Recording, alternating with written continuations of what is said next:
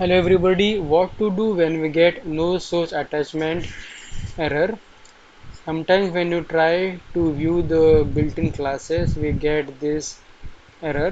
Like for example, in this Eclipse, if I go ahead and view the source code of HashMap, if I click on this over here, it will show me this screen which says that this file has got no source attachment.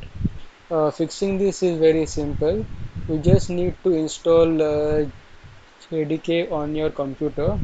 For that, you need to go to Google and just type JDK and click on enter.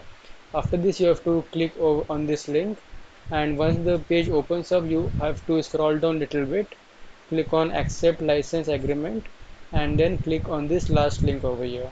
After you click here, it will get installed on your computer. So when you go to your C drive, you will be C drive program files, you will be able to see this folder over here. Inside this folder you have the src folder, and this src folder has got all the built-in source code.